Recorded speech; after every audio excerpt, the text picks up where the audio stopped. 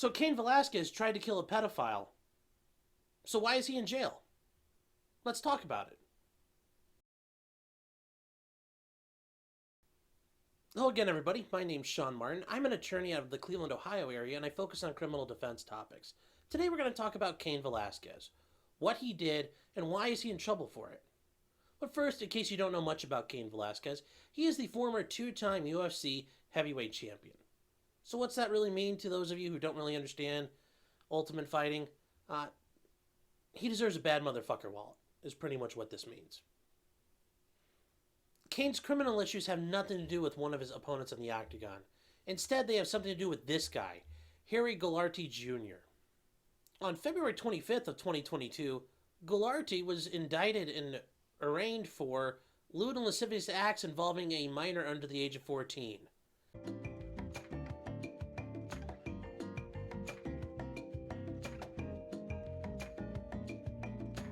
These are alleged to have occurred at the daycare his mother ran in Santa Clara County.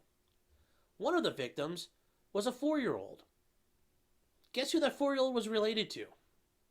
Now, when this were to happen to somebody in your family, especially a loved one you care about, there's going to be a lot of emotions you'll think about. Sorrow, sadness, shock, horror. And then you're going to think to yourself, well, what could be done about it? Well, at this point, it's already happened. But you do know who did it.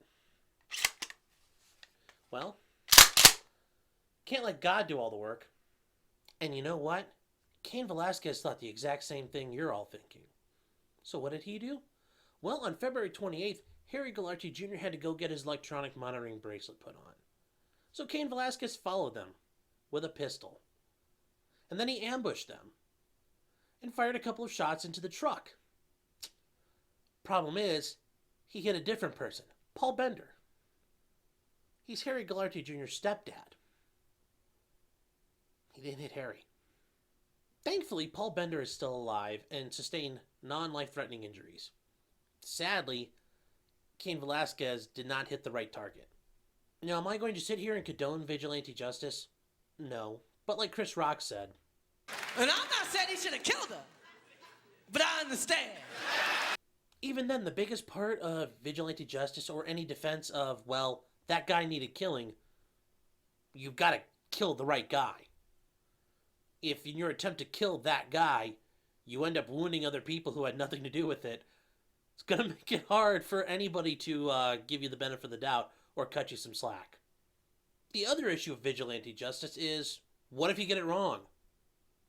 I mean, gee, that would be really bad. You tried to kill a guy it turns out didn't actually do what he was accused of. I mean, whoo boy, that would be really awkward. And oopsie poopsie isn't going to cut it when you start shooting at people. So now Cain Velasquez is facing 1 count of attempted first-degree murder, multiple counts of discharging a firearm into a vehicle, discharging a firearm at other persons, and is now being held without bail. Well, Harry Goularty Jr., guess what? He's still walking around as a free man.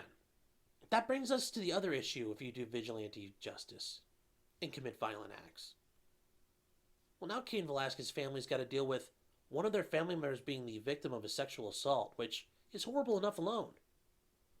But now they have to deal with the possibility of Cain going to prison for a very, very long time.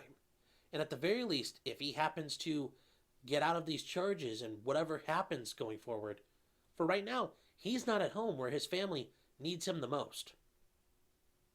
Now, this thing is less than a month old, so we're just in the beginning stages of what's going to happen. And certainly if there's updates, we'll be covering them. But for right now, Cain's going to be sitting in jail for the near future, probably not getting out anytime soon, if at ever prior to a trial or a plea agreement. Well, that's it for today, guys. If you like what you see here, please like, share, subscribe. And remember, until next time, just because you did it doesn't mean you're guilty.